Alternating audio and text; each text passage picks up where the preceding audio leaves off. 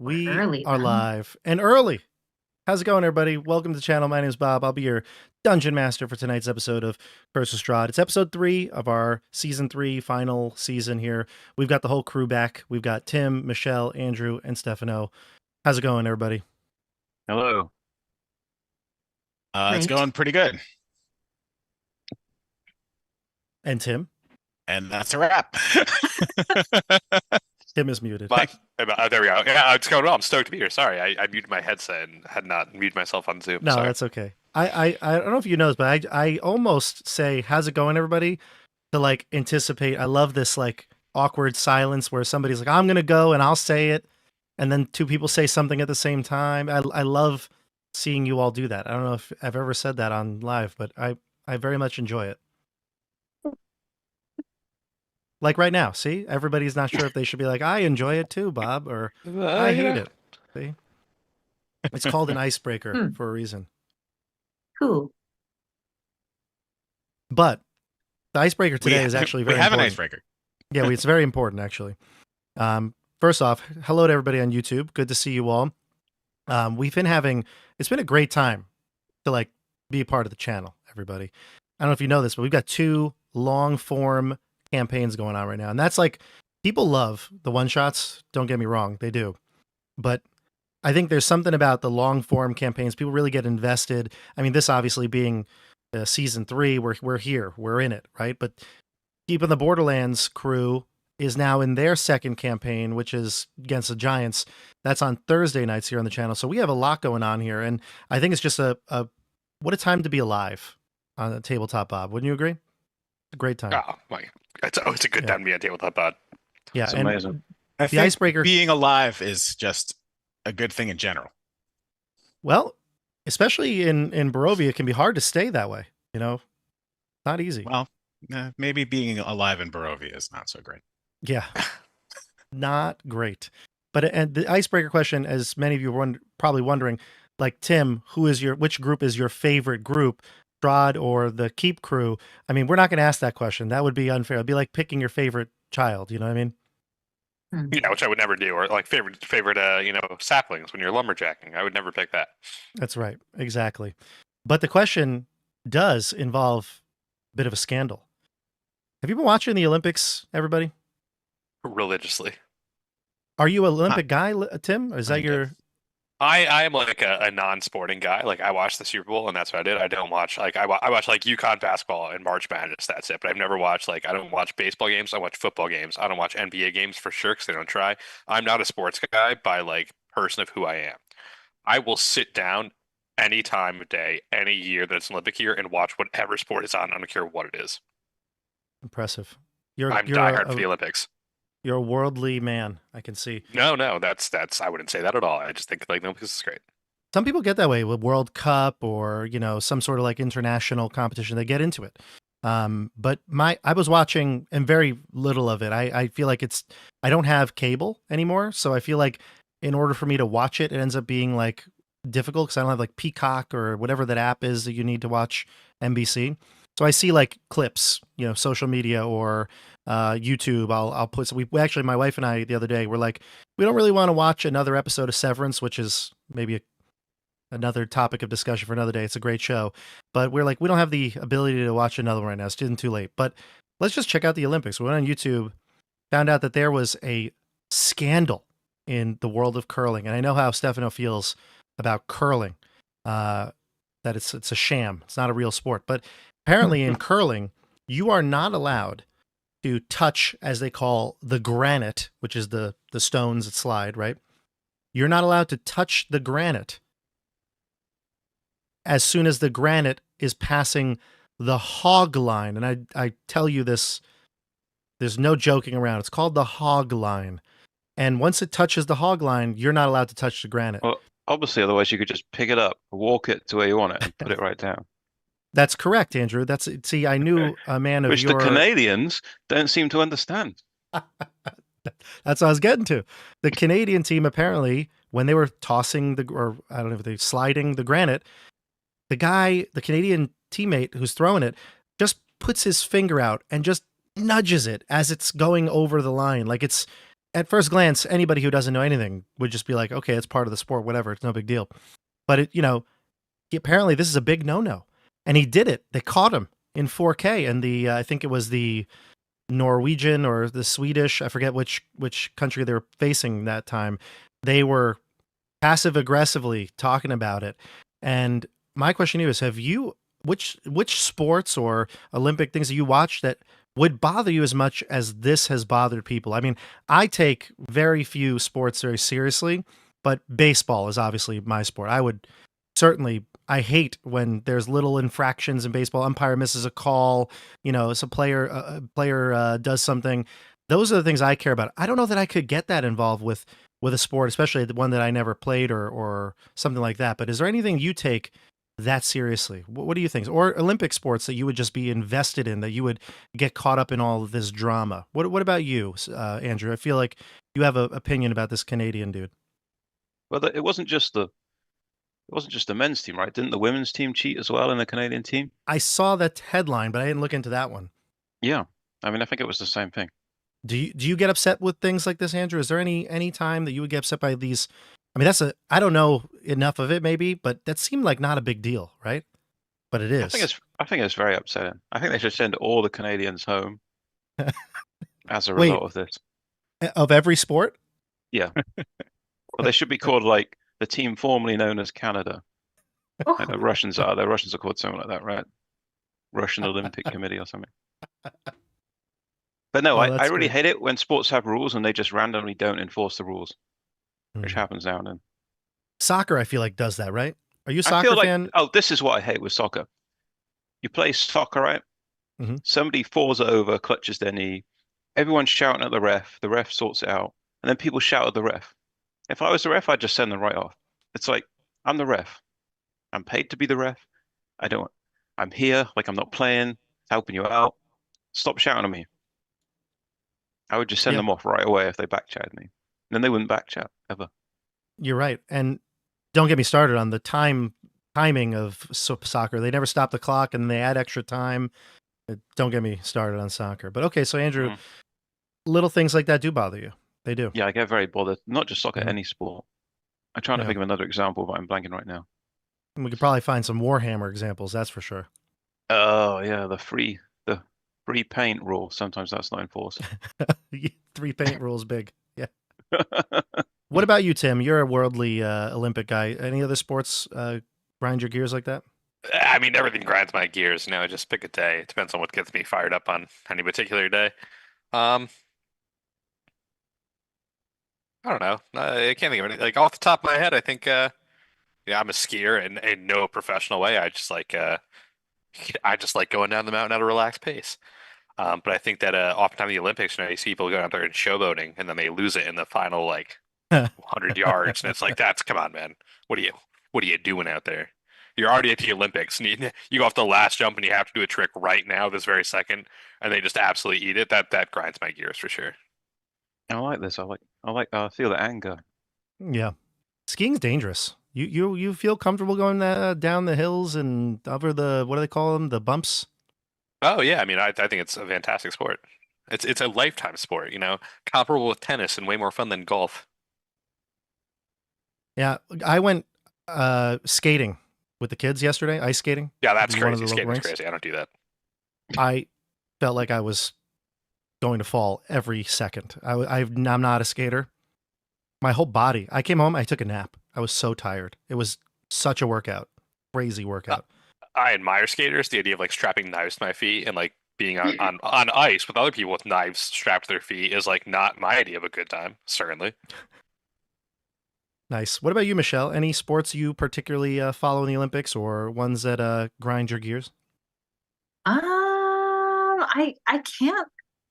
I genuinely can't think of any examples. I'm sorry. I also don't watch many sports in general. What about the Olympics? Do you ever watch them? Day-to-day. In the past, yes. Mm-hmm. I don't know. Right now, I don't have access to TV, so I have not been watching the current Olympics. I will say, when I was younger, I used to watch. So I was a big fan as a kid of the figure skater Michelle Kwan. I don't know if you can surmise why that may possibly be.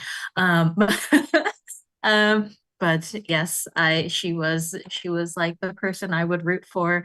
So as a little kid, I would watch Olympic figure skating, and I guess maybe one thing that I would always be like, ah, what a shame. It started with her, and then I like would notice it later on whenever I would watch like professional sporting events.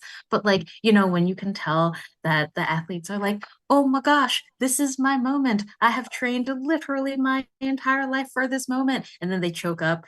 And like in the practice rounds, they're always like stellar. And then in the final like judged performance, they just like make such a rookie mistake, and you're always like, come on, like my heart goes out to you, kind of thing.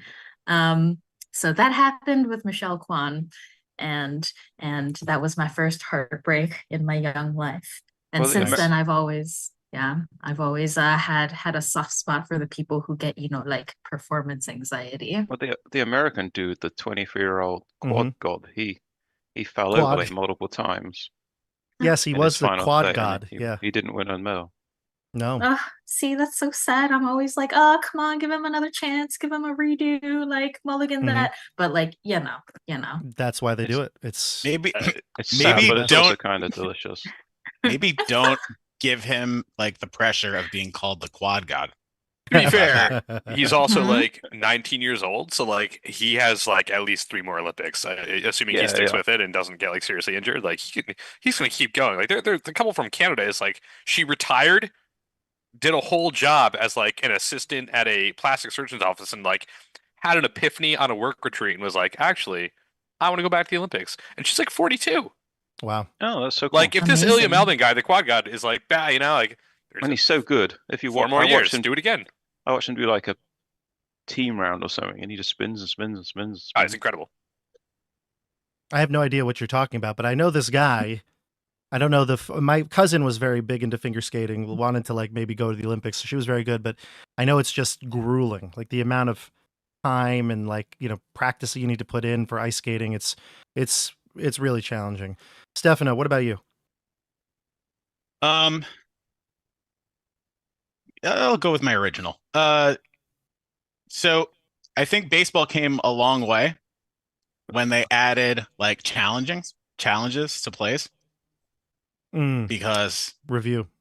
we were starting to just see so many just bad calls that they couldn't review.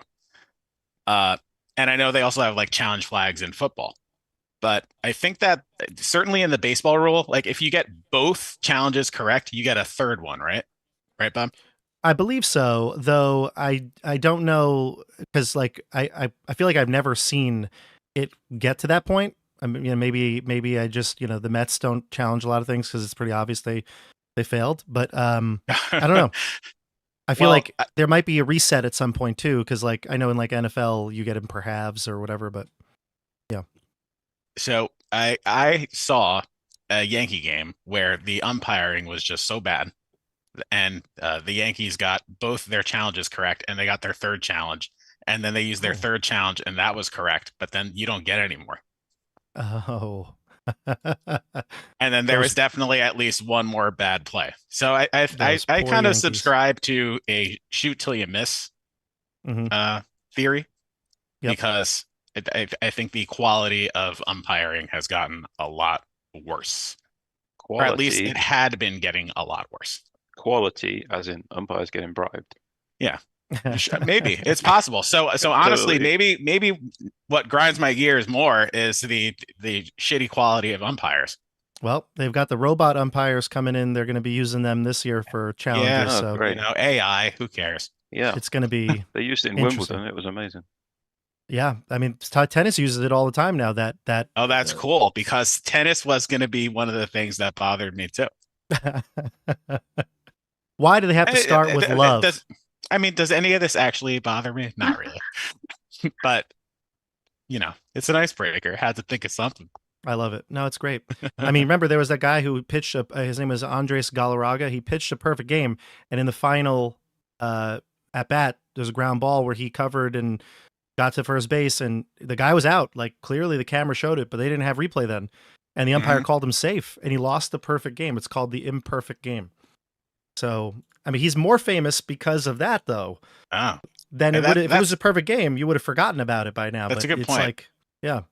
That's got to be in Cooperstown. It is, I believe, actually. And I think they actually post-corrected it recently and gave him the perfect game. Wow, that's cool. Yeah. That doesn't count. Andrew's like, it wasn't called the way on the field. It's not a perfect game in my book. That sounds like something they might do in Canada. Yeah, right. Well, speaking of something that might happen in Canada, let's jump into Barovia and talk about a murder that occurred. Ready to do this? Great segue. You like that? That was a good one, right? Seamless. Mm-hmm. Yeah, let's go. It was our. All right. So everybody, we had a very unique session last time.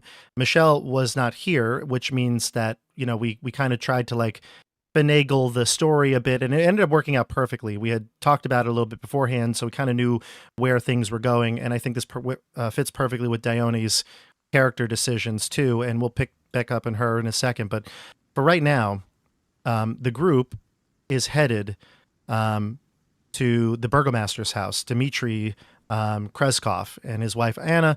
That's where Laurent had gone to bring a dead body that was found in the northern pond where people get their water from, actually. And now this pond has been seemingly overnight turned murky and dirty, and of course there was a body inside it. I believe it was Rufus who came upon the body, correct? Yeah. Yeah. And through the help of one of the neighbors nearby, you got the body, kind of sifted the body out of the water and brought it to shore. It was a woman who went by the name of, I have the name Petra. right here. Petra Belasco. She was a seamstress. She was about 35 years old, something like that. The interesting thing about her body was that her throat had been cut in some manner. Looked like potentially a bite wound, but not like a bite wound of a vampire or anything like that. Just like a bite of some sort of animal creature took a chunk out of her throat, and it looked like all the blood had been drained out of her body. She also had dirt under her fingernails and some other bruise marks, like some sort of signs of a struggle. This all comes off the heels of a big victory. The group had lit the beacon. Rufus feels like he has somehow energized the sword. It's hot to the touch constantly. And you came back after dropping off Esmeralda, Emil, and Von Richten to heal up. And once they were ready to adventure out again, they would come to you and get you a crest. So you had some downtime here. You figured you at least had a week or so to heal up, maybe do some downtime activities. We talked about maybe reading the Tome of Strahd, some of you practicing, meditating, working on, like Rufus getting the sword to attune to the sword, which you found that you needed. Maybe even Canas making some sort of a magical item. More to come on the downtime activity. It was during this activity is when the murder happened. When this occurred, Dione, you had already left. You had gone with Camilla, who is presumably going to be having her first transformation. Sounds very weird that I said it that way, but it's going to be her first, time turning into a werewolf with the new moon. So you were going to take her to see Canas, the elder of the werewolf pack at the werewolf cave. He had told you that if you want, you can learn from the real werewolves how to control the beast within. So you're heading there when all this happens. So you don't really understand anything that's going on at this point. But the rest of you are on the case. You've talked to some of the neighbors. You talked to someone who lives next to Petra, a neighbor who said that there have been sightings of people. Petra had said that she saw like a hunched creature lurking around homes coming from the abbey. That could be the case, that one of the mongrel folk are doing something that, is nefarious here. And you headed to the Burgomaster's mansion to catch up with your good friend Laurent. And Laurent, you had decided to speak with the dead. Use the Taroka deck to kind of facilitate it. You drew 4 cards: the artifact, the horseman, the raven, and the donjon, and you had learned through these cards that the Petra does not know who her assailant was, but that the figure was cloaked and hooded, couldn't see a face or recognize a face. I believe some of the questions were kind of dead ends, but for the most part, you realize that there is a murderer on the loose. And the Burgomaster and his wife Anna were called in, very, very concerned about what's going on, but they did not see you perform this ritual, which is good. You didn't choose the last card, so I granted that they didn't see the ritual go off. But they see the dead body on her kitchen floor. Anna's taken aback, and we're going to pick it up right here. So. All right, so cards shuffled back in my pocket, and nothing happening here that's uncouth at all. Anna walks in. She gasps, looks at the body, stares at it, just keeps her eyes locked there. Her husband, Dimitri, comes in and says to you, "Oh, we have to move this body. It has to go somewhere." What happened? Based on the body, and I'll gesture towards the neck. This person was attacked by some kind of creature or animal. No. Where do you want to move the body to, though? Because your kitchen's not a good place for it. Not a good place. Let me think. Let's move it to Ilya's room. That's his most recently deceased child. Move it to her room.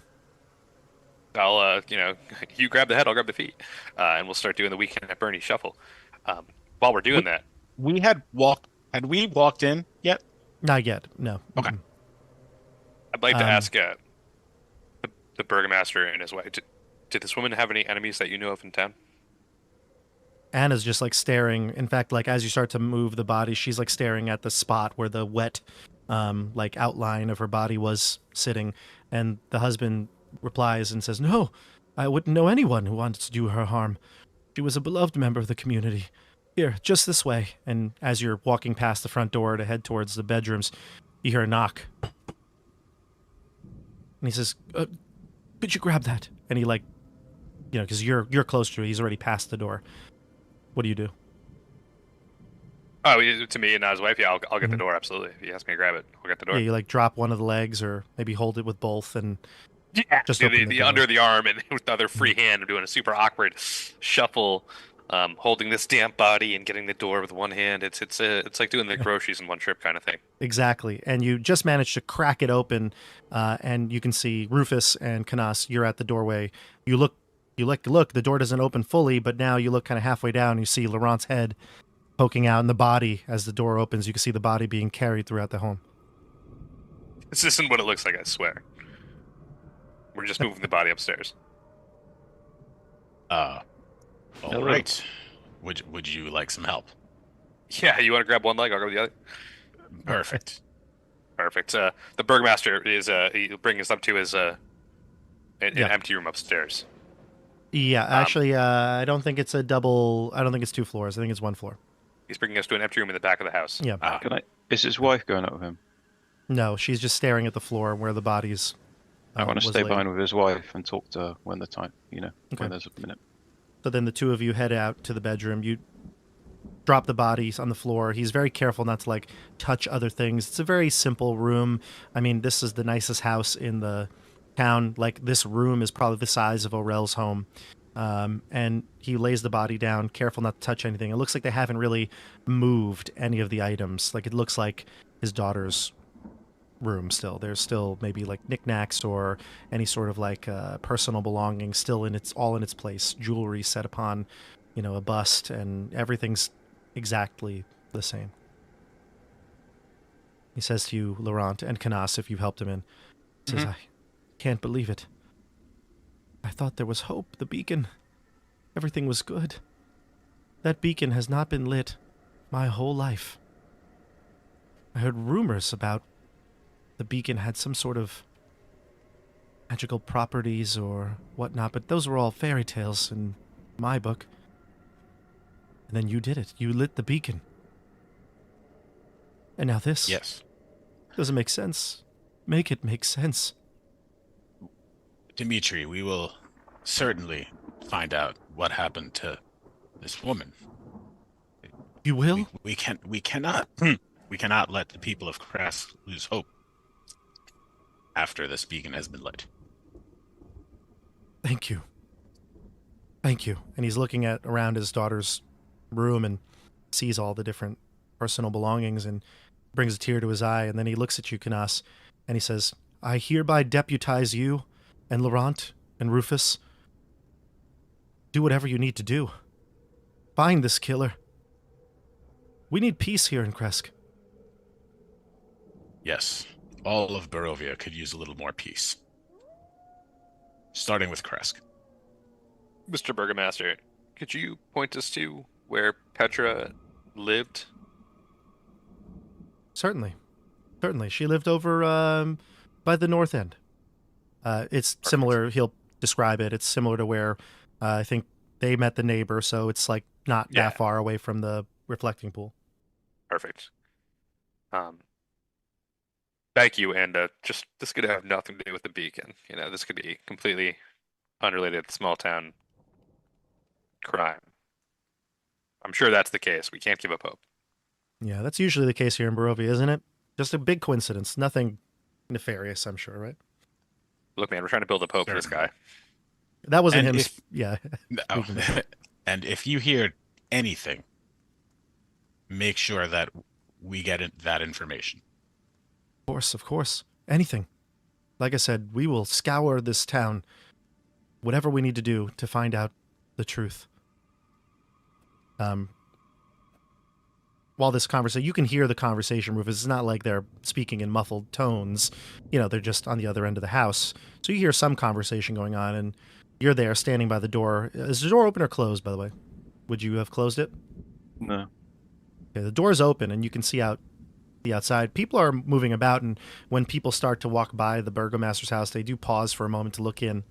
You know, it's probably hard to see from the house, outside the house, but, you know, she is visible, right? Like, you open the door, there's like a little foyer in the kitchen straight ahead. So she's visible. She's not doing much. She's just staring there at the floor, standing there staring at the floor. I'll walk up to her. Anna? Oh. She's startled by your comment. I've been speaking to Olga, a friend of Petra. She says that Petra saw a hunched figure around this house recently in recent nights. I think you've been outside a lot, yes, at the grave sites. Did you see any hunched figure? I'm sorry, I haven't. I've been looking just at the gravestone, the new gravestone. Ilya's. It seems odd you would not see anything. Well, my husband tells me to come in once it gets dark. He doesn't like me out there. He says I'll catch cold. Is there anything else you know about this murder? I didn't even know that it occurred until today. She was brought here. I guess you had her on the floor at some point. Did you have her sitting at the table, Tim? Yeah, she was sitting at the table like we were playing poker while I did the seance. Right, and then she like fell over. Yeah. Yeah, okay. So she came in, might have seen that she was on the chair and fell off the chair. Maybe assumed you just propped her up there. Like you do with bodies. He sat her there in Ilya's chair. Oh, is that why you are so distracted? I'm sorry, I'm having a very difficult time with the loss of my daughter. I'm going to study her and see if I think there's anything nefarious going on with her. Sure.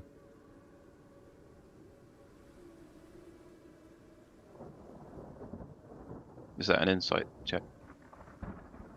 Oh, yes, I'm sorry. I'm very also distracted by the loss of the Burgomaster's daughter. Well, I get an 18. I'm really studying 18. her. Yeah, something Yeah, seems off about her. Like she brushed off the comment about being outside. It sounds like her being brought into the cold. That seemed like a flat line. It didn't really seem like the truth. Yeah. I mean, I was picking this up. I look her in the eyes and say, I know you're not being truthful with me. We'll find out what's going on. You'd be better to tell us now. She, do you like try to get in front of her? She's not making eye contact with you. She's been No. looking just at the floor, but I just say it. okay. She says, In a kindly enough tone. I threaten her in a kindly tone. Hmm. She's not Canadian. She's Barovian. Oh, okay. It's good to know. She says, please leave. I need to be alone. And at this point, the crew that comes from the bedroom will start walking out. Hey! Heard, yeah, having heard you should leave, I think it's best that we leave. We have some other work to do. Dimitri. Olga, friend of Petra, saw a hunched figure around this house for several nights. Well, at least Petra told of that. Is this something you know about? That's what Canas just told me. Very, very concerning. There have always been people that say that they see peeping toms around here. It's been sort of he laughs at this, but a feature of Kresk. Many people believe that it is the residents of the Abbey. Your house specifically, or all houses? Homes are in Kresk, not mine. No. Hmm. I mean, I personally have not seen creatures in the night or the residents of the Abbey coming back down. It's been so long. But, once the abbot turned into a recluse, they have not come down here in any sort of official capacity, though I guess it is possible. But for what purpose? I get the impression he's telling the truth, this guy. He spoke a bit more. Are you saying that to us in front of them? No. No, I'm saying This in my guy's head. telling the truth. She's a lying cheat. I'm This saying is it in his my head internal to narration. see if that is something that I would pick up. That's your call. I mean, if you'd like to make an insight check on him, you Yeah, can. I would. Yeah, I would. Yeah. Mhm.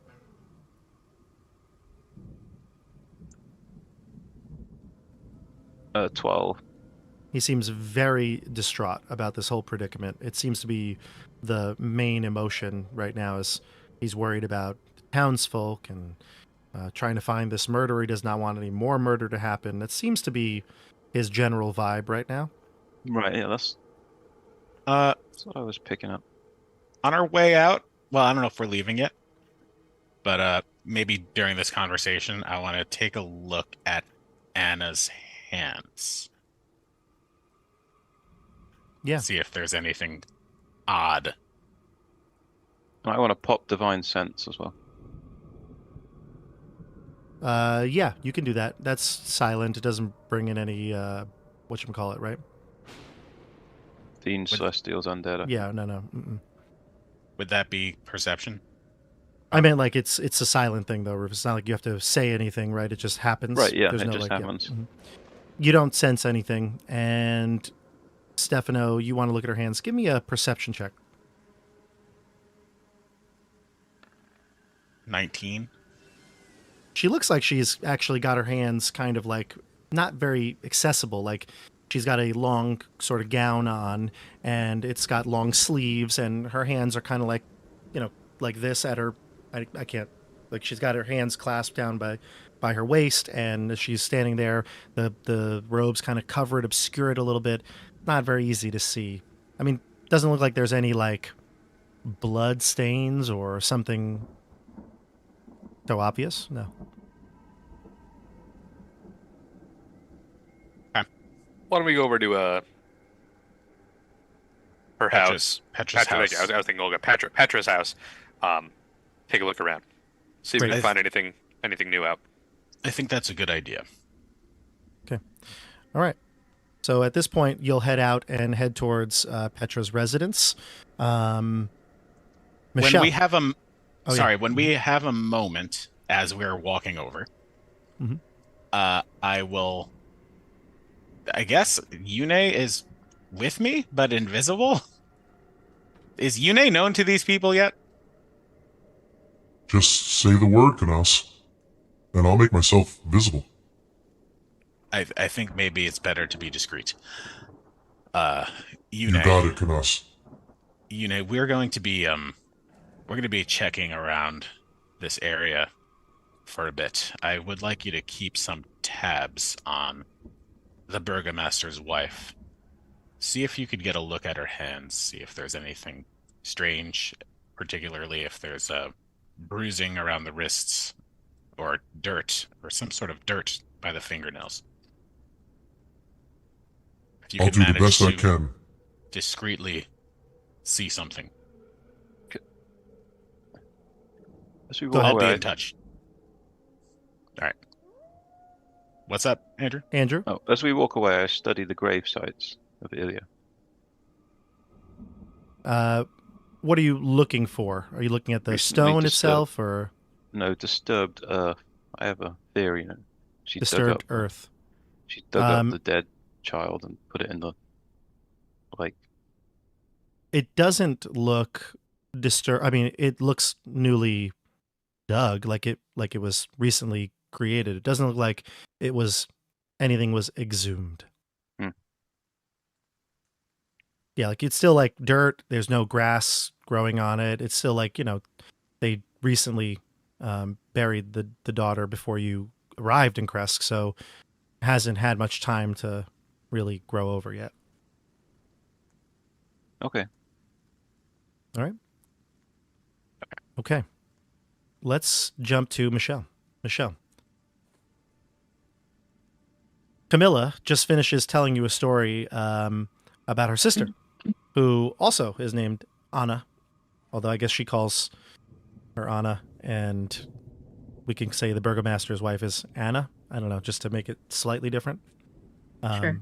But she goes on and she says, yeah, and then she dumped the pastry all over my head. Can you believe it?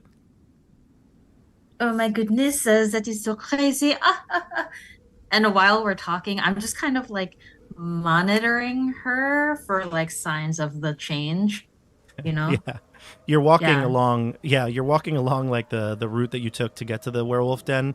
It's it's the middle of the night. It's late, but it's not the full moon yet. The full moon is the next day, so you've got a little bit of time. It's not like you're pressed against the clock here. But yeah, you notice that she's normal and seems like herself. She's been this way for the last week or two when you finally arrived back at Kresk, and it started the downtime. She said that she was better than ever. Like she felt great, and you know this feeling all too well. Okay. Does she seem great as in like genuinely chipper, everything is great, or does she seem great as in like hypomanic, about to transform into a humanoid lupine creature, kind of like She seems back to herself. Oh, okay, cool. She seemed back to herself. She was healthy. She has the benefits of the acute senses and strength and things that you benefit from as well. So Nice. Yeah. All right. she's like, sweet. yeah, I so- give her a grin. yeah, so the pastry, we couldn't eat it anymore, and so I said, we'll have some croissants. How do you say that again? Oh, some croissants. Yeah, Oh, I that's it. love croissants. Yeah. Especially the croissants with meat inside. Oh my goodness, so delicious. I can eat like 30 of them in one sitting. It is terrible. But They so come in with good. meat? Oh, yes. Don't worry. After we are finished here, I will take you to my town. We will eat all the croissants you can manage. Menage? Oh, thank you. And then maybe the realization of that may never happen comes over, and she kind of gets a little sullen. As well, they didn't have the ones with meat at the orphanage, so. But you should have seen the look on the chef that day. Oof. Good thing Madame Vermeer wasn't there. Ah, yes. Don't worry, Camilla. Madame Fremer, the orphanage, this is all in the past. For you, the future, it is so bright. All the meat croissants you can eat. Only greatness ahead. Yeah. I am kind of hungry. Do we have anything to eat?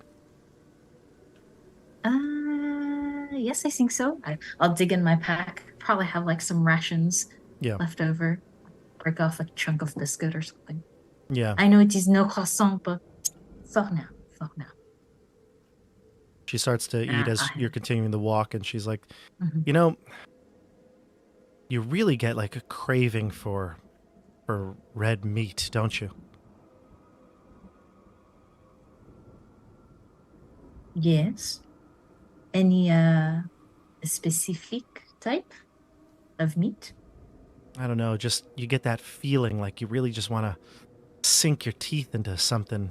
And well, this ration is okay. This biscuit's a little dry, but man, I could go for a mutton chop. Yes. I know all too well what you mean, Camila. And I give kind of a knowing glance to her. I say, I know you are hungry. So am I. But remember who you are. Don't forget. You are Camila. First, you are Camila. Before anyone, anything else. Thanks, Dione. She eats the rest of her ration. Dione, you hear something with your passive perception. There's noise coming from deeper within the forest. I mean, you're in the forest, but, you know, you're headed south towards, I guess it's southwest, towards the cave, and you hear something off in the distance, maybe, I don't know, 20 yards away. Sounds like creatures moving, twigs snapping. I silently gesture to Camilla to stop walking. I freeze. I'm silent. I'm listening. Am I able to discern any more details about how large the creature might be and what direction they're moving, how fast they're moving, how many of them there might be, anything like that? Give me a perception check. You have advantage, obviously. Oh, nice. Okay. On D&D owned. Oh, let's see if it works this time. Okay, perception. Oh, well, maybe I didn't need advantage. We got a nat 20 first roll. Nat 20 Let's for go. 28. Yeah. Yes. You've caught the scent of a familiar creature, Canas and Zulika. Oh, okay. But nothing else in the vicinity, just them? Just them. And, I mean, you rolled a nat 20. I mean, you know that they're not hiding. Now that you, like, look and sniff the air, you can get the sense of where they are. They're just kind of walking your way as well, but they're, you know, even in the dark here, they were just out of your dark vision, but you can sense them now with your scent. Okay, Their scent. Cool. Yes, then I look at Camila and I smile to indicate like everything's okay. And then I kind of like walk a little louder so they're not startled by us, and I softly call, Skinnies. It is a friend. It is Dione. Do you remember? Skinnies. He's in his human form as he approaches, but when he hears you calling out, he kind of growls and snarls and says, "Shh, quiet." And he gets to you right now, like leaps over a log, jumps to you, Zulika kind of trailing him a little bit slower, but more like low to the ground. And he says, "You're coming to dangerous territory. This is a dangerous place to be at. We can't speak here. Come. To the north, there's a clearing." Okay, sorry. I was excited. And then I follow him silently. He looks over You brought a child? There is so much to tell you. She is one of us. She needs your help. Zulika gets here now, and she's, remember, the mate of Emil. She does not know that you have found Emil, so that's something. Don't know that you want to tell her necessarily, but that's up to you. But she sniffs the air towards Camilla, and Camilla looks a little freaked out. I mean, she like drops the biscuit, and she's like, "They're friends? These two?" Yes. She points to. Yes, they're friends. Oh, wait, she was there. No. Yes, of course she was there. Oh my god, duh. Duh. This is how she became werewolf, yeah. She says, "Nice to see you both too." And they obviously then say, "Oh, this is no child, this is the girl." Yes. We all know each other. Everything is okay.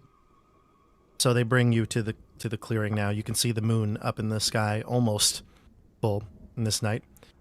As clear sky as you've ever seen. It's rather cold in this area. There is some snow on the ground. And you can see that while Canas starts chatting to you, Zulika is like looking to the floor, looking at maybe what could be tracks or something like that. She's like kind of touching the ground, sniffing her, whatever she grabs and sniffing the dirt. And he begins to chat with you. And he says, so you've come to learn to control the lycanthropy. Good. Yes. Are you ready? And he points to Camilla. She looks to you for kind of reassurance, but he's like, yeah, definitely. I don't want to hurt anybody. Good, he says.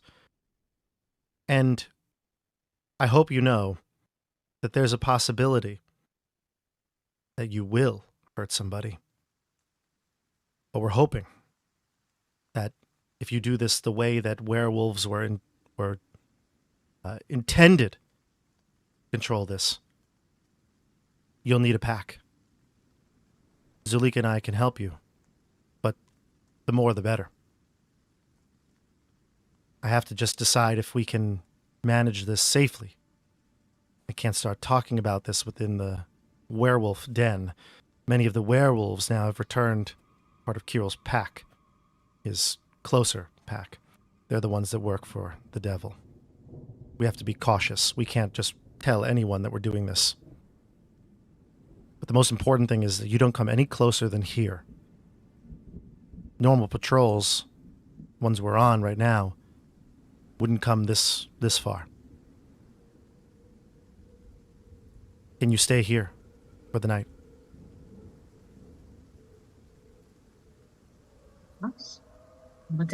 Whatever we need to do. Camilla and I, we are here for the same reason. We don't want to hurt anybody. Good. We will stay. I'll see what I can do. Kirill is not in the den. He's been called to Ravenloft. Apparently, there's something happened at the castle. I'm not quite sure, but I can only hear whispers and just mere bits of information from discussions in the den. In the back of my mind, I wonder if it's maybe my friends, causing a ruckus at the castle, but I keep that to myself. You might get the sense that he's talking about something that happened like when you guys went in. That might have been the issue that he's referring to. Probably not something new, especially because you just left them. So unless they, as soon as you left, ran back to Ravenloft. Sprinted. Yeah. But yeah, I mean, maybe some other events happening, but you don't know. It's been about a week or so since you left. Dione has learned to not underestimate her traveling companions. So you never know. But okay. Yeah. Wait here. I'll return tomorrow. I'll try to come back a little bit earlier just to check in, and then tomorrow night we can perform the ritual. Okay. Rest. Thank you. You'll need it. And he'll start to slink away with Zulika. Okay. I will kind of like take Camilla under my arm and then guide her towards like, oh, this is how you make a little burrow for yourself, and like, I don't know, pup type things, Yeah. Walk in a circle in the grass like 20 times and then go the opposite direction 4 times. It's like, why do I want to smell my butt? Don't So worry, weird. it is a very important step in the process. Don't question, just do it. You will understand after you complete the process, okay? As I'm continuing to go in circles. Yeah. Mhm. All right. Well, you two of you end up fending for yourself. You spend the night there in the woods, in the near the clearing. Cool. You're probably just over halfway to the werewolf den. Like it would take probably the rest of the night to get there. So that's about That's about a couple hours when you'd be able to get there. Sounds good. All right, so you go to sleep, take your rest. We'll jump back to the to Kresk. So the three of you head to what was it? You wanted to go to Petra's house, right? Yeah. Mm-hmm. Yeah. You give me perception checks as you start to scan the outside area. The house is a very small, modest house, very similar in size to that of Aurel. Inside from the windows, or you can see you see that she had some sort of a, there you go, spools of thread. I remember she was a seamstress. She has like seamstress tools, cloth, rolls of cloth, things like that. But mostly, for the most part, she wasn't working on anything in the moment. So nothing is there's no projects that are out that you can see from outside. You don't see anything. I see the perception checks coming in. Laurent, you got a 19, you're the highest. You don't see anything odd about the outside, no door broken or forced entry. You don't see footprints that are precarious, by a window or a back door or something like that. Everything seems the way it would be left if somebody, just went out for the day. It doesn't seem like there's anything out of place. If we're to do a quick, not turn over the place, but just the initial sweep, is there any personal effects, maybe we're looking for a diary or anything where she might write notes to herself, a calendar maybe? You might see parchment for notes for maybe orders that she had to create, whatever she was fixing or creating, but none of it seems out of the ordinary. Nothing Or more like a ledger than yeah. Personal affairs. Right. Yeah. All normal. Noted. What about the rest of you?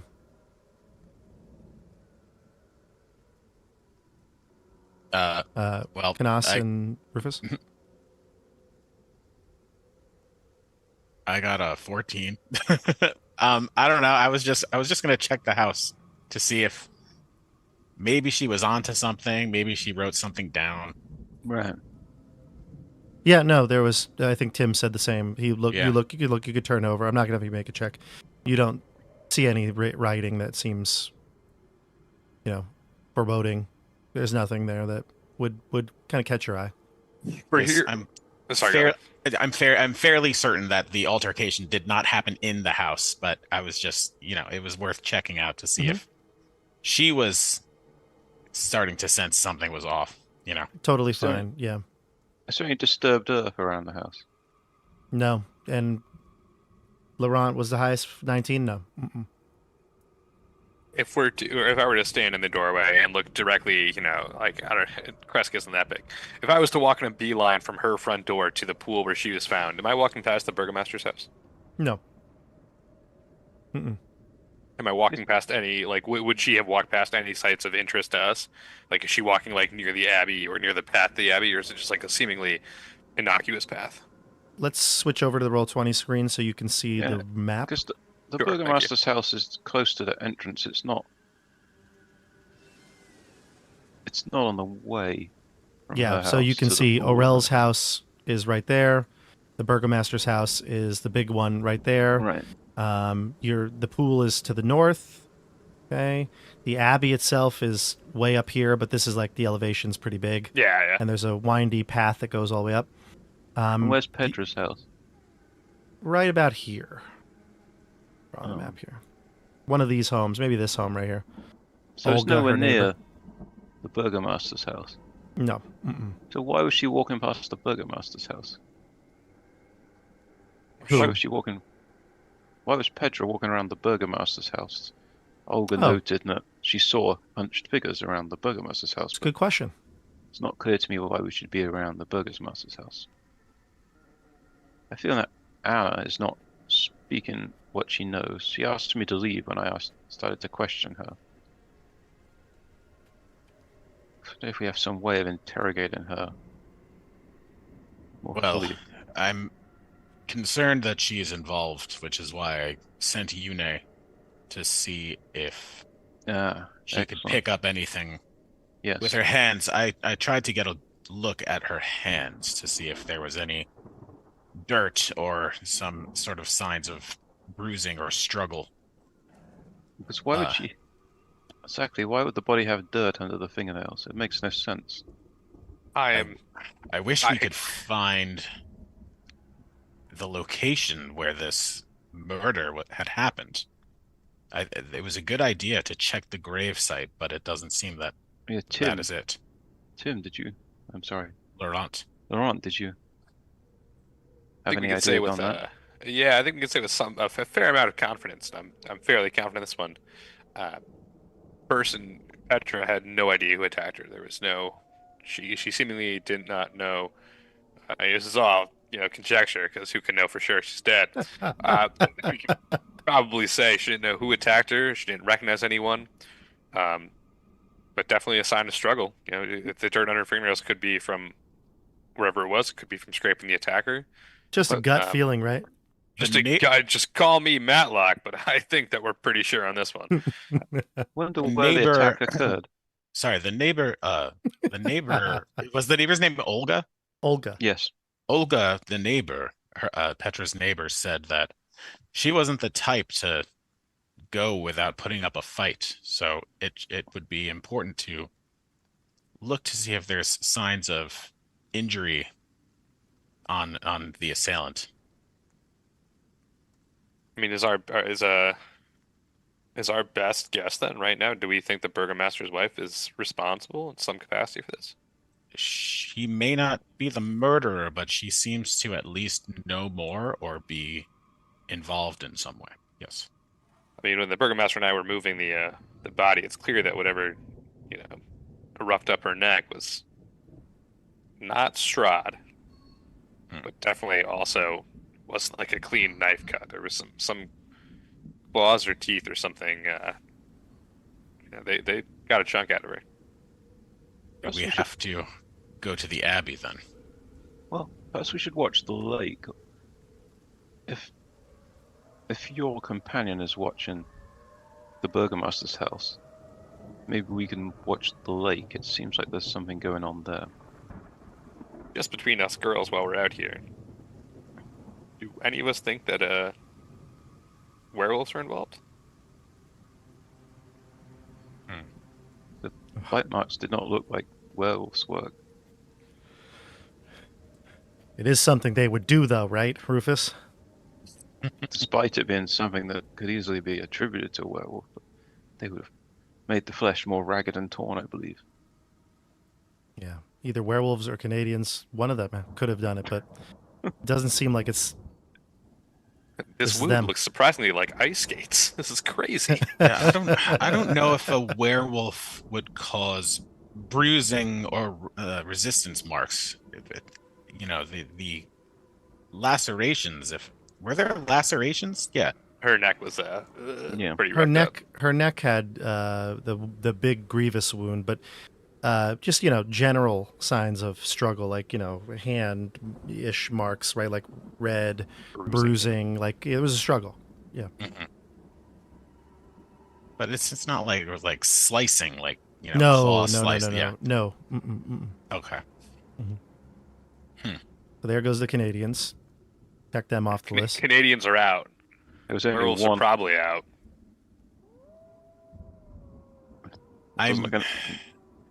Are we counting Quebecois as real Canadians, or are they still in?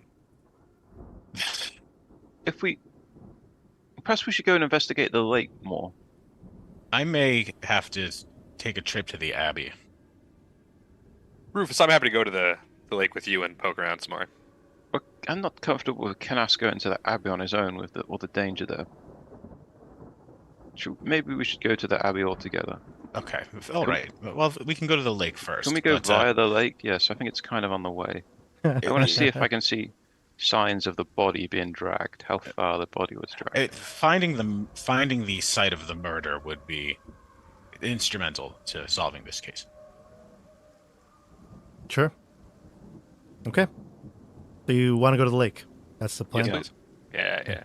So you go to the lake. On the way, I look at people and see if anyone has marks of a fight on them. Yeah, I mean, there are some citizens going about their daily business, some people tending to their farms, animals. nobody ever it seems like they have any obvious signs of a scuffle. Right. But when you get there, you can see, I mean, the whole, we'll call it the crime scene, I mean, is trampled over. There were so many people here when the event happened. Like, the whole town basically came in to see it. I mean, everything here is very hard to, there's no need to make a check. Everything here is just like footprints everywhere. The snow is, most of it's melted. It's muddied at this point. The silt, like, of the lake, edge is all mixed with the murky water and the snow. It's all just kind of one big mess. However, you see, there's a man. He has a cloak, dark cloak up over his head, and he's hunched over. And he's standing in the gazebo. And as you approach, you can see him there, and then he like stands up, and he's got some hammers and nails, and he's like fixing up the gazebo. Well, this could be the hunched figure. This is the first figure we've seen hunched. The Burgomaster did not know of any such people. Let's walk up to him, but surround him somewhat so we kind of get away. Canas, maybe you take the north. Can we surround him in a non-threatening way? Yes, and we'll saunter towards him, but surround him nonetheless. I'll saunter from the wide left. You got this, Rufus, and I'll tap him on the back and give him guidance. Okay, give me a stealth check as you all saunter over here. We're sauntering Now, super casually, though. I will just, D4, right? yeah, true. I will just say one thing, clarify. He's not hunchbacked. He was hunched over. He was picking like tools up and then stood up. And he's not a tall guy. He's maybe like 5'6", 5'7", something like that. But he's a older gentleman. When you get closer, you can see.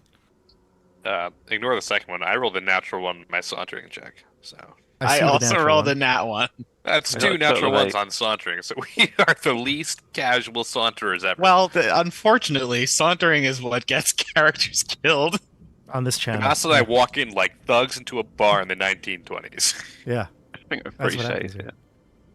So you saunter over and you stumble or you kick something, some snow up into the I air. trip over a rock and I say, "Damn it." You almost fall, catch yourself, but yeah, you say, damn it, and the old man turns around. He's scruffy beard, mostly gray.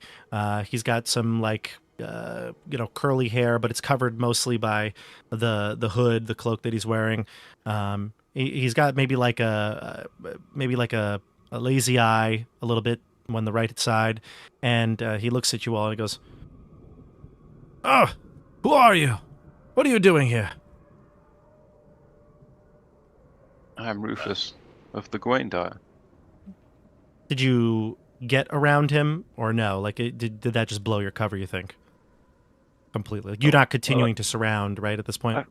I've got time now to slide off to the left and surround him a little bit. Okay. Well, what do you want, Rufus of the Gwaindire? Well, friends, do you want to introduce yourselves? Yes, my name is Canas. We are honorary citizens of Kresk. You startled me. You don't want to give an old man a heart attack, do you? Absolutely not. There's been a lot of that going around lately, it seems like. What's your name? Girl. I'm Laurent. Laurent. Milos. Did you Have we get met a Milos before, or am I hallucinating names? That sounds so familiar.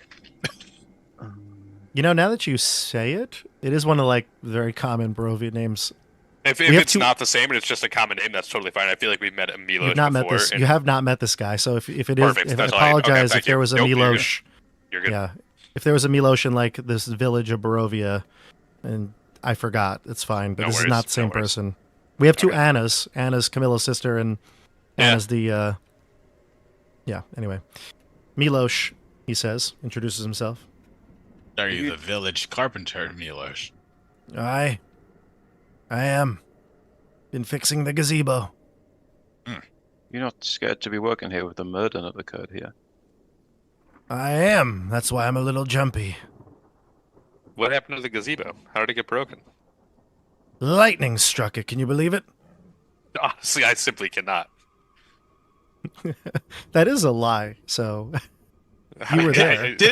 Wasn't I under the gazebo and I had like a omen premonition where part of it just tried to fall on me? Yeah. Yes. Yeah. Is there any indication of a lightning strike either? Is there any yeah. This happened. This is not a lie. Mm-hmm. Mm-hmm. It happened. They said this was a lie. I'm sorry. It happened while I was in the gazebo. I think I was asking Sir Raphael for a sign. Yeah, I do remember that. Got it. Okay, it's all coming back for now. It's like, this man's a liar, and we all objectively saw this thing happen. Aha! Jacques! I know, that's the one problem with taking breaks, is that some things become hard to remember, but all good. So yeah, so you remember this happened. So when he says it doesn't shock you. So Milosh, did you see anything around the murder as you were working here? I didn't see anything. No, I was home for the day. I look him up and down if he's got any signs of injury. Give me an insight check.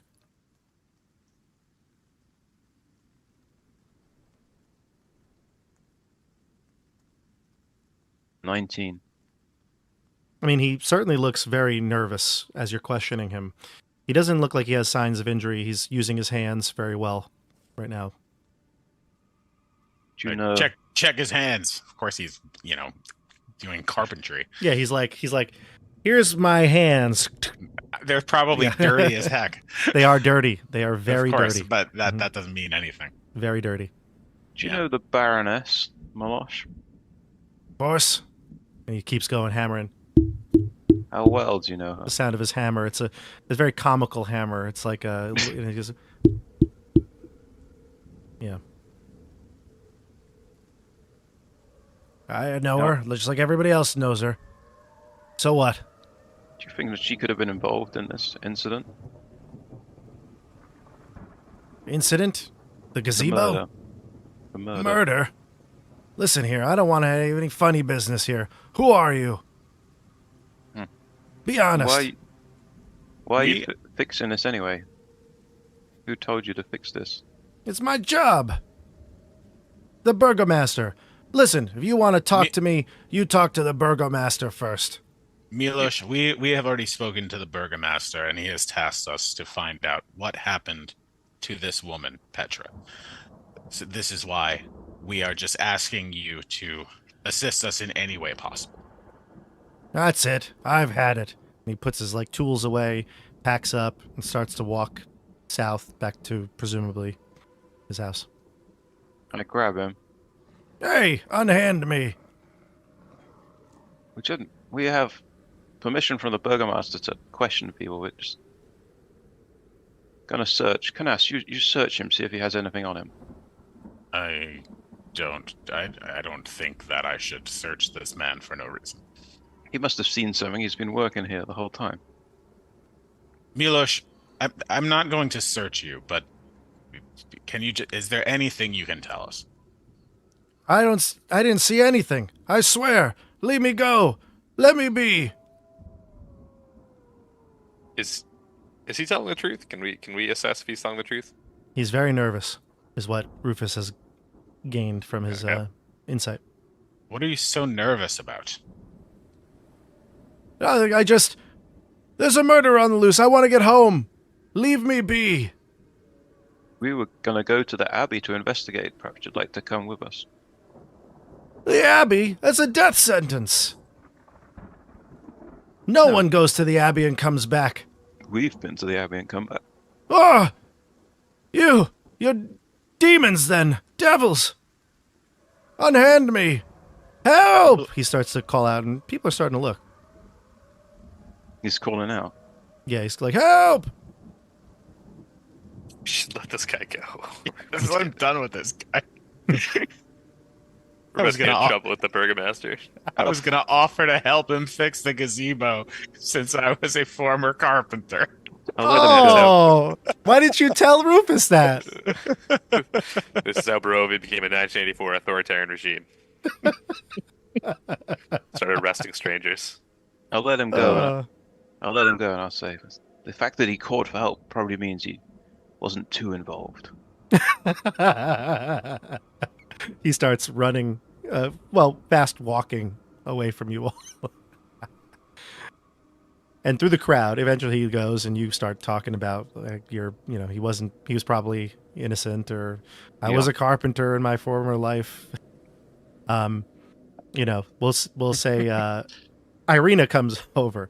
Irina runs through the street. She goes, "Oh, there you all are. Quick, come. We need your help."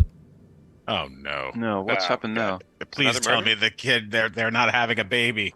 There's a baby coming, she says. Oh my goodness. Well, what are we going to help with that? This is my time to shine. I need help. I talked to the Burgomaster as she I have the name of the woman here. Her name was Got it written down too.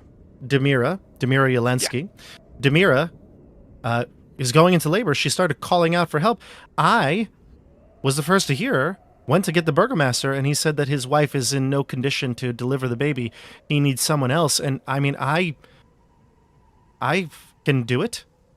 I've helped in this procedure. I've never delivered a baby myself, but I've seen it.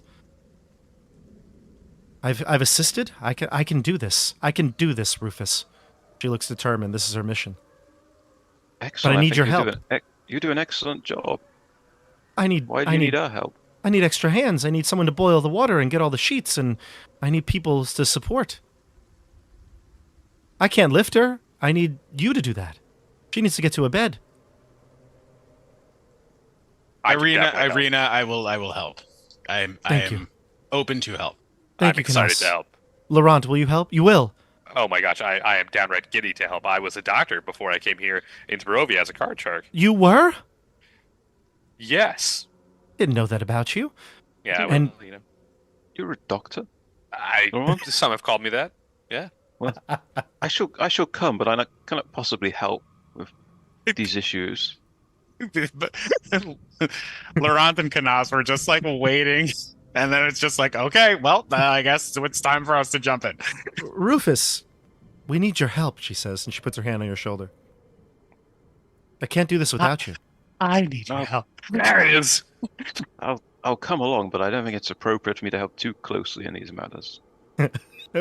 Wow, we're learning more about Rufus hates kids. Rufus would be it'd be like the 1940s, and he'd be outside in the waiting room with cigars and balloons. Yeah, that sounds great. In the Gwaindire, the men don't get themselves involved in these things.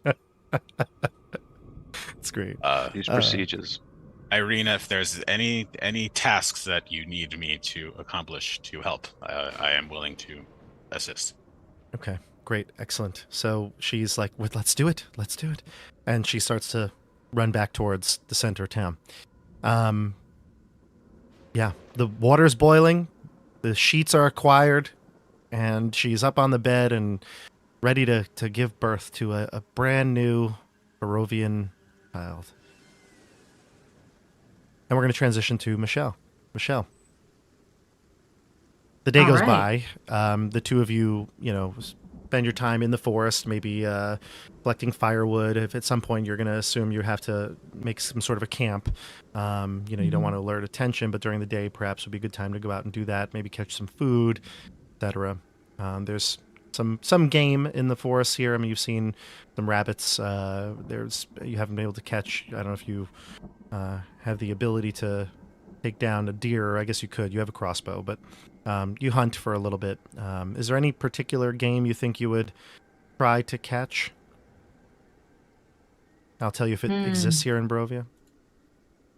I feel like they're fast and agile, but that's part of the fun of it. Rabbits, I feel like Camilla might have fun chasing rabbits around. Sure. Yeah. Give me a survival check real quick. See if you can catch any of the food. I mean, obviously, when it comes to survival, you give advantage with your senses to try to track a prey. Sweet. Okay, 14. 14. You're able to catch one rabbit, something that you could make a meal out of at night. You'll be working on maybe skinning it or whatnot. Maybe it won't be tonight, because tonight's going to be a weird one, but you're going to maybe do it for lunch or something like that. Something to you keep yourself busy, honestly.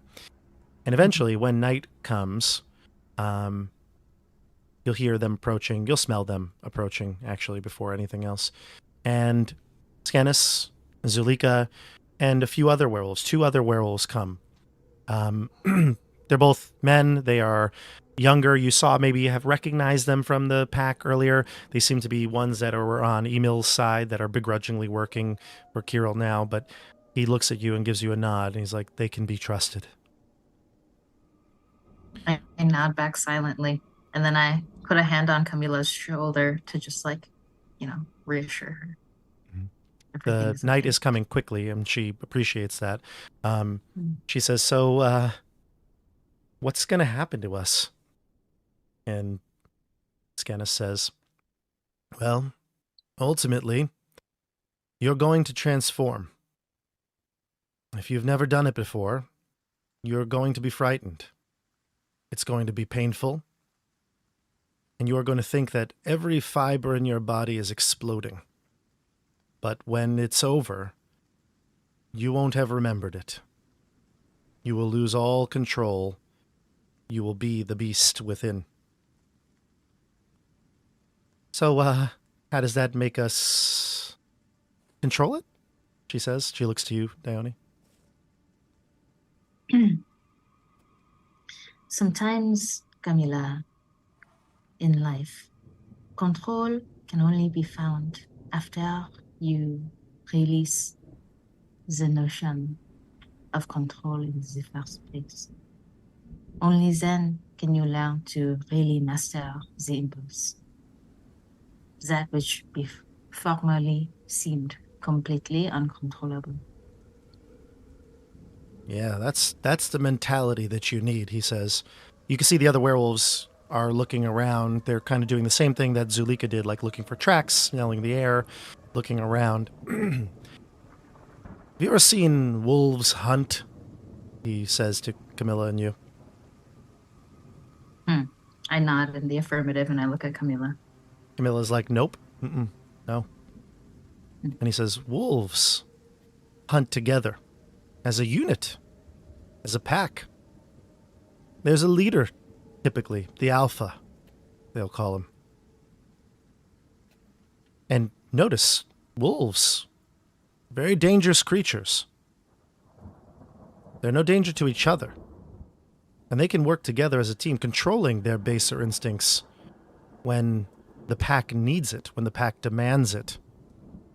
They'll track prey for miles with one unified goal.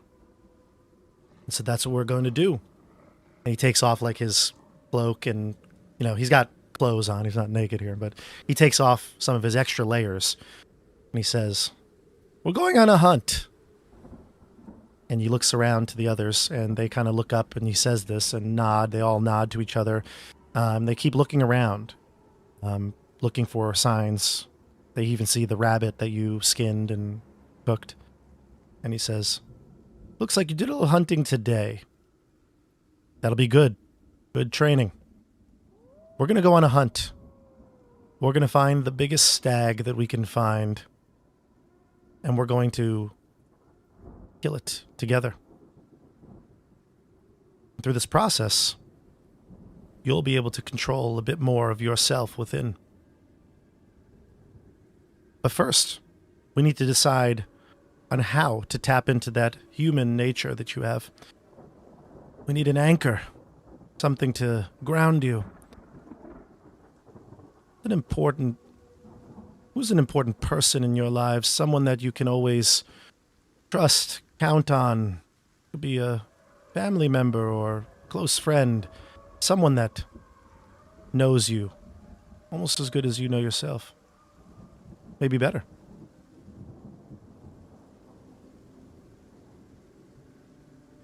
They look to you, Dione.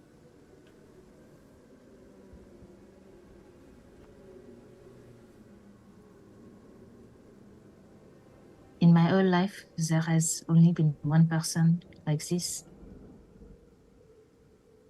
But unfortunately, in one of my times of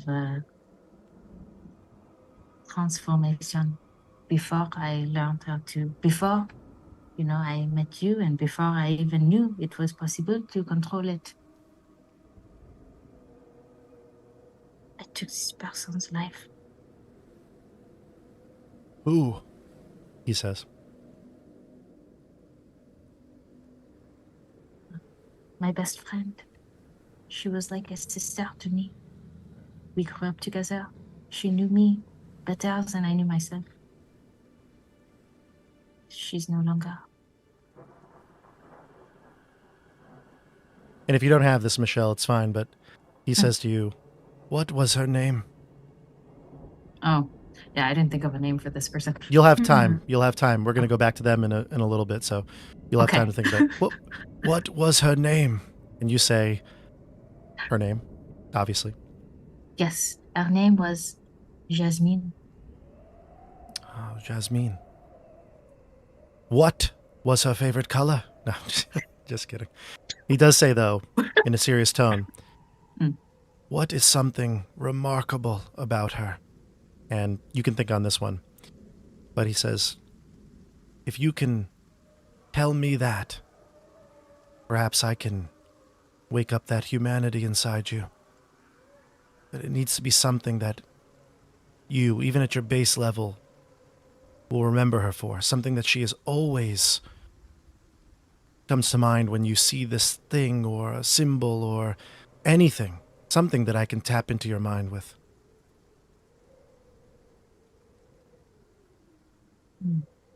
Think about it. And he says the same to Camilla. And he goes to Camilla, or Camilla says, well, that one's easy for me. My sister, Anna. She's the only one who knows what I've gone through more than anybody else. And I always think of our parents' necklace, the diamond necklace that they gave us before we were orphaned. Anytime I see any jewelry, I think of her. He nods. Anna. Yes. Good. And he says, gather your things. He looks up at the moon, which is not yet in the sky. Or looks up to the sky, I guess. Not at the moon. But the moon is coming. And he says, let us travel. We need to find a scent. And the rest of them all start to get up, gather their things. Dione, give me a survival check. Again with advantage.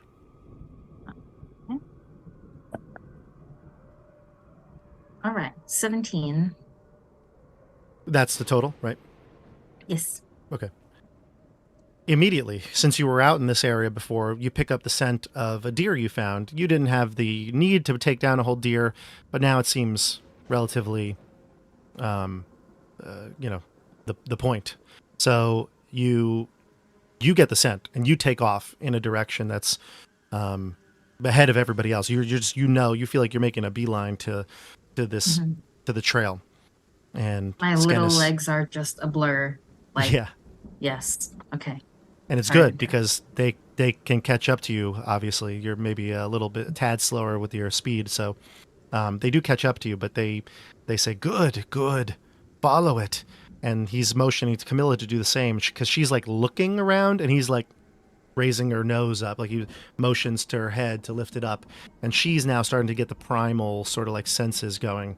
And you start to head through the woods, getting darker and darker, and you can see the moon is starting to like present barely in the sky. And the next thing that you feel is that sort of like tingling within your bones. The change is coming on. Are you going to try to resist it? Normally, yes, but I guess like at first Dione starts to resist it, but then she looks behind her and she realizes like, no, this is the one time when she can trust the people around her. They're experienced. They know what's going on. And for the first time in her life, she just kind of like unclenches and lets it happen.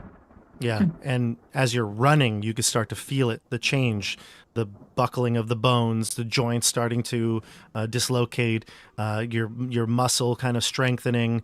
You feel it, the shift happening. Your adrenaline is rushing, your heart's pounding, but you're in this like run right now.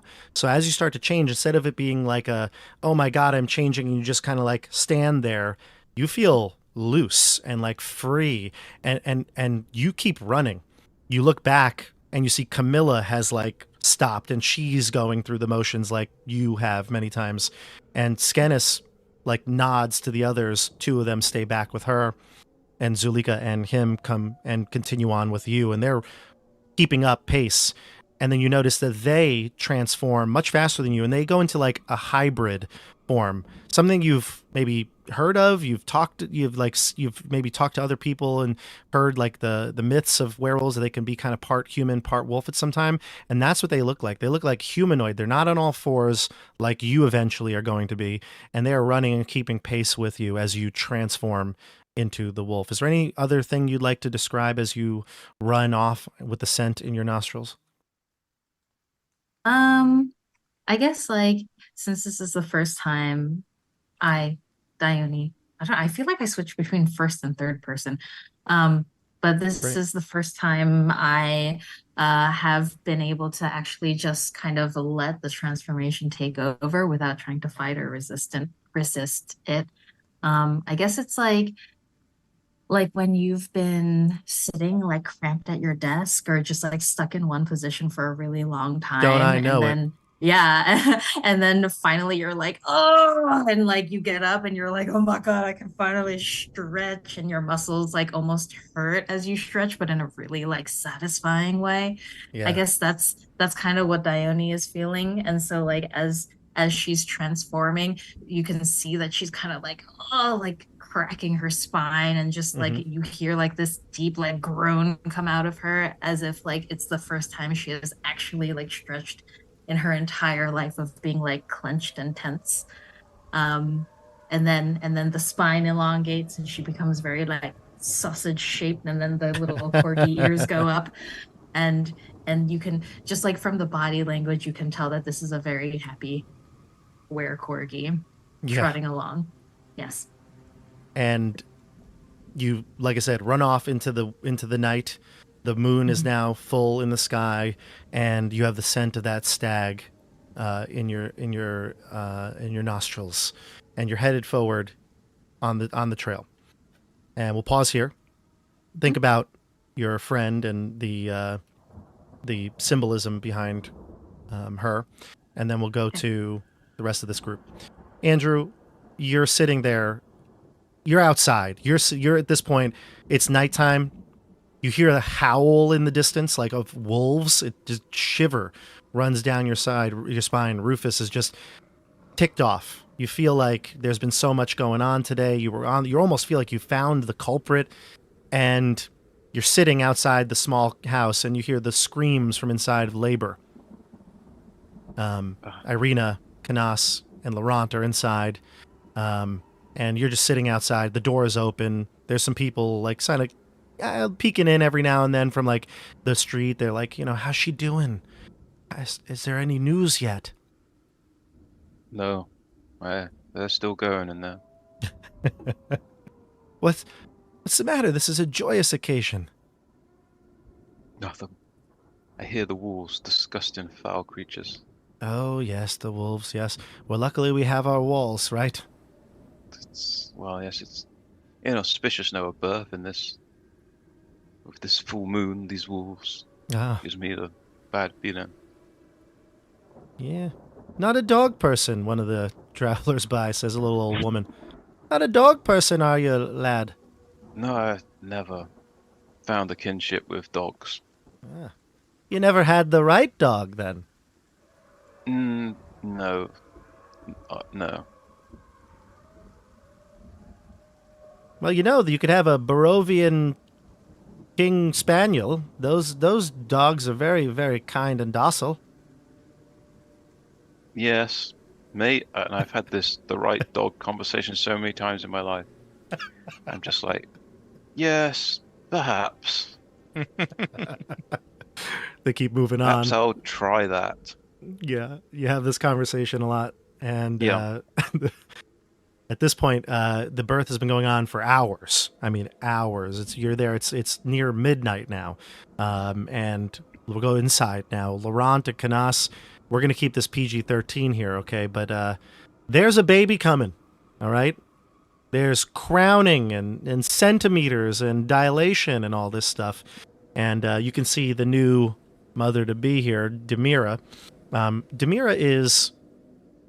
Let me just bring up my notes here. Demira is, where is it? Here it is. Sorry, I have a million notes about everything here, so back and forth, back and forth. Here she is. Where's the father, by the way? Is he not around? Yeah. So Demira, unfortunately, is a young widow.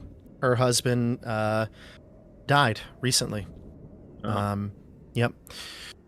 He is not around. But this woman, she's young. She's in her early 20s. She has always wanted a baby. Her and her husband, who've been married for a few years, they never were able to conceive. And then one day they did. And then a few months later, he died and was never able to see his newborn child. But today is not a day for depressing thoughts, as Irina has said many times to Demira throughout this night. Today is the time for rejoicing. And she looks to all of you, Canas and Laurent, who are still in there with her, and she pulls you aside as she's like in the lull of a contraction. She says to you, "Now, I know you're not from here, but there is a possibility that there could be tragedy tonight." What? Why?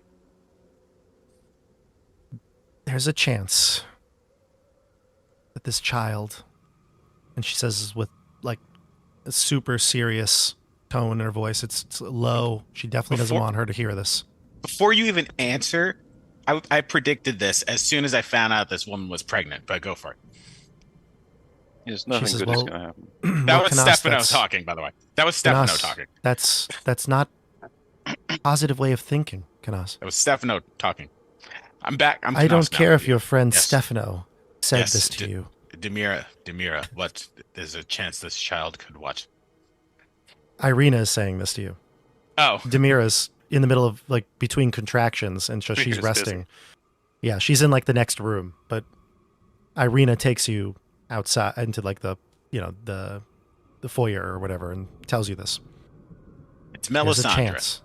There's a chance.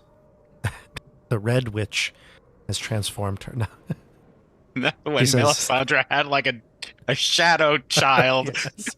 Game of Thrones? Yeah. It's going to be a gargoyle. It's going to be Yune. Yune's going to have a new friend. All right, sorry. I'm interrupting. Totally confusing everybody. There's a chance, Irina says. There's a chance that this child could be born without a soul. And she leaves that and lingers that fact in the air to both of you. How would you know? How would you even notice him, bro? What is the dichotomy of a child born without a soul? It's something strange. Recently, and again, when I say recently, I don't mean within my lifetime. I mean within Strahd's reign here. More and more children have been born without souls. And I know this sounds strange, how could we tell? But you can. They are like empty shells, like the spark of life has not been granted to them. They are different. Have you known any of these children? Yes. In the village, it seemed that the majority of children who were born had no souls.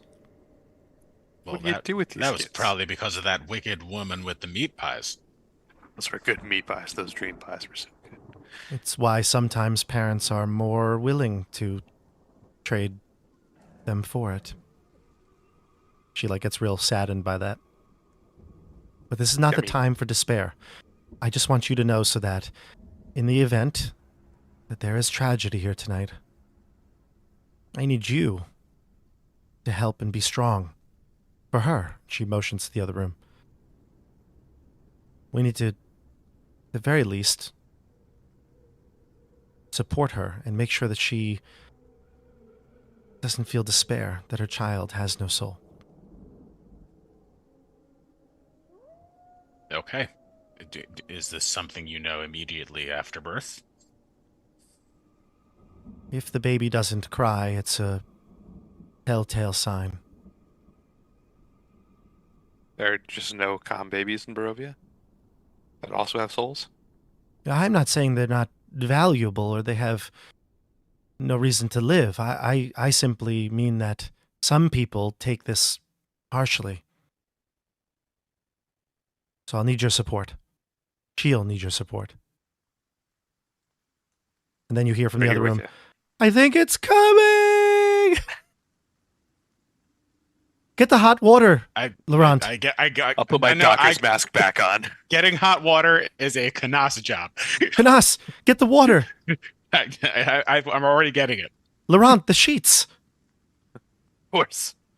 I'll run to wherever the sheets are and get them freshly laundered. Rufus, I need your assistance. Get in here. She calls to the outside. I'll walk in. You stand at the doorway reluctant. What do you want me to do? Let's do this, everybody. Medicine checks from everybody here, Rufus included. Oh my Don't worry. God. Medicine checks. Is there a sheet check? Is there a luck point that in this game? You could do cast it, yeah. guidance on somebody. Yeah, you could. You want to cast it on? Cast it on Irina. I was gonna say, can I cast it on the girl giving the girl who's going through it all? You could go for it. I'll do that, but I'll give her a guidance. As I give her the clean sheets, guidance. Okay. Rufus, I'm just gonna actually. Yeah, there you go. Perfect. Okay. Great. Canas, you spill the water. This is why I'll never be a doctor as good as I am, Canas. What is going on today? I don't know. I don't want. Canas can't walk quietly. He can't boil water. I mean, have you ever heard a watch pot never boils? Come on. Ridiculous. So you spill the water, you start heating up another one, but it's too late here.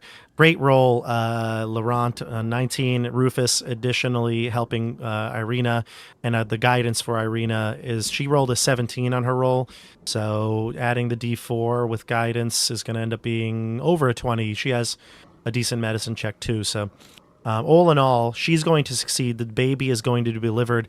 You can see Rufus, the head, the crowning of it now coming through the birth canal. You see it all, the miracle of life happening. You feel like you're in the wrong place at the wrong time. But Irina instinctually gives you the baby to hold it as soon as it comes out.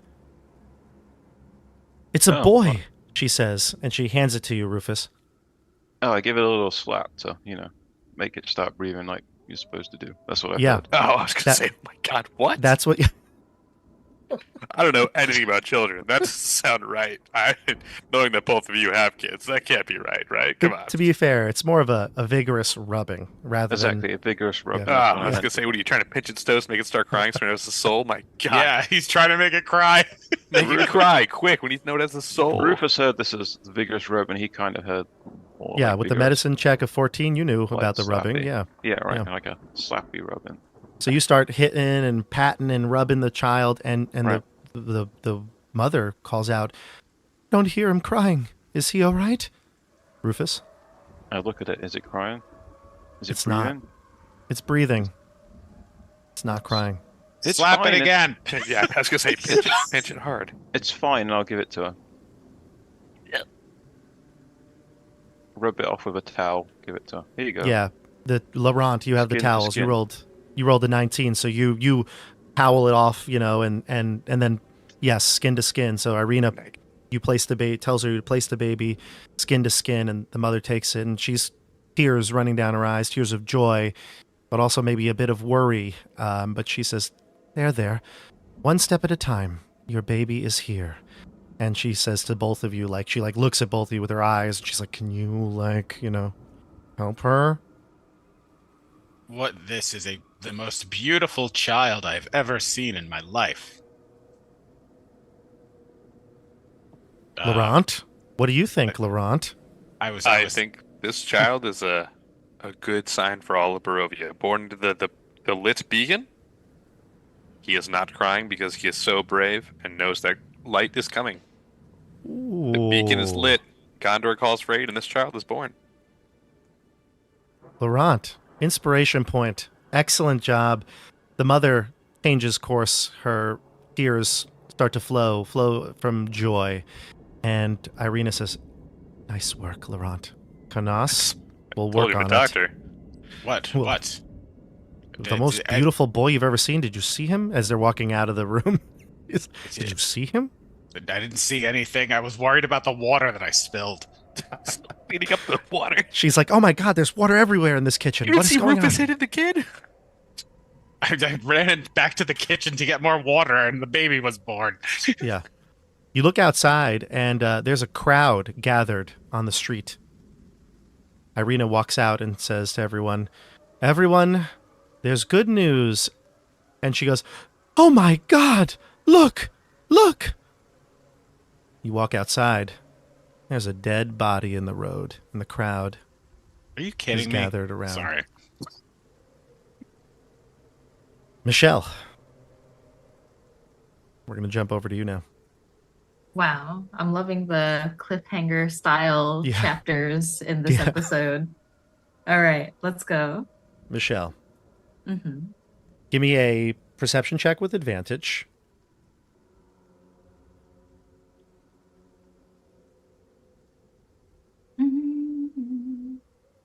What do we perceive today? A 20. An unnatural 20. Great. Excellent. So the scent, you've narrowed it down. You're close. You and Canas and Zulika are in some wolf form. You're in full werewolf form, the beast form.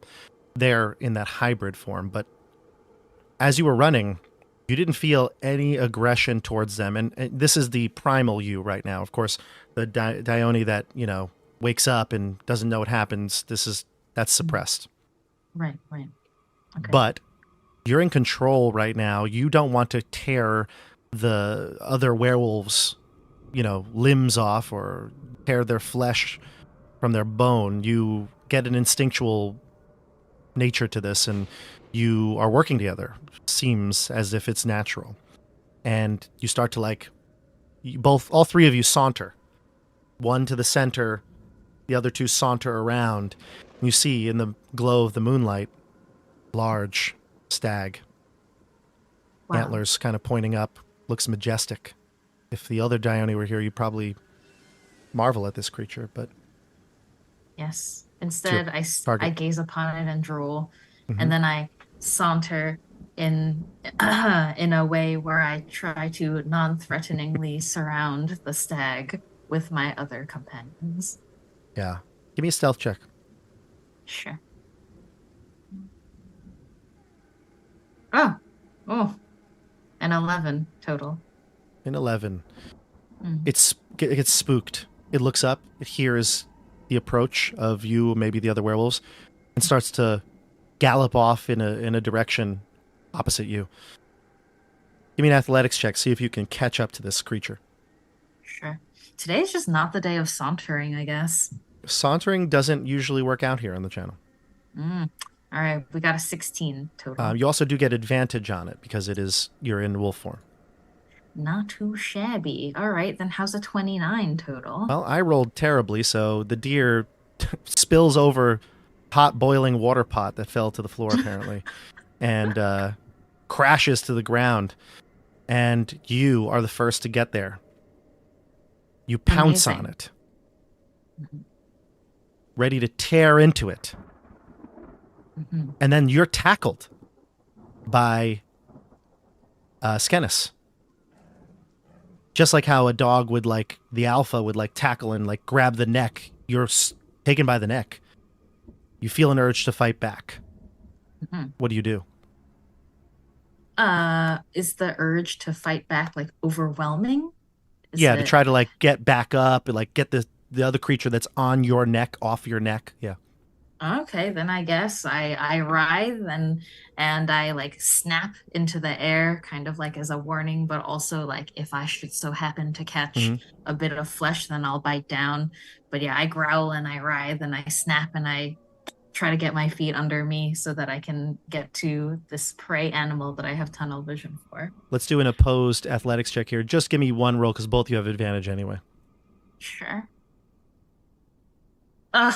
It was gonna be a 16, It is but 16. yeah, it was a 6. I mean, sorry, it was gonna be a 16 and then a plus 10, so it would have been 26. But now it's 16 total. Well, he rolled a 10 on the die, and your athletics checks, I think yours are the same. So you overwhelm him and get out of the hold and snap at him, and you hear him. He speaks because he's in hybrid form. Oh. And he says to you, Jasmine? Oh, yes. Jasmine. What was the symbol or the meaningful imagery behind this? Oh, yes. Are we talking just outside something of... Yeah, outside, yeah. Mm-hmm. Oh, okay. I guess the meaningful thing would have been Jasmine's generosity, because Dione came from wealth and nobility, but Jasmine came from an impoverished background, but still Jasmine was a person who always gave everything she had and shared everything, especially when she saw suffering in others. Regardless of how little she had herself, she would give away the shirt off her back to help others. So selflessness, I guess. He says, think of Jasmine's selflessness, her generosity. Tap into the human side. And he looks at you and he stares you down. He's standing in front of the prey. Give me a wisdom saving throw. Wisdom saving throw. Okay. So interesting. Wow. All right, a 9. You again try to get around him, and Zulika counters you. She pushes you to the ground, and again, now the two of them standing in front of the stag. The stag was injured, clearly, when you pounced. It's not getting away, but Canas starts to eat the stag. He turns and ends the life of the deer. The alpha eats first, she says. She says, Jasmine would know that she wants you to control this. If she were here now, she would tell you the same thing we are. Find your humanity. Give me another wisdom saving throw. The number you need is, the number you need is 15, and you're not going to get this one here. So you fail again, and you pounce onto her, and she kicks you off and keeps you away. Canas finishes, gets his fill, and then lets you eat. You continue to devour the rest, what's left of the stag. And while you're devouring and tearing flesh from bone and, getting your fill, the wolf you hears, we'll need to do this on a different target. One where there's more stakes. Stakes.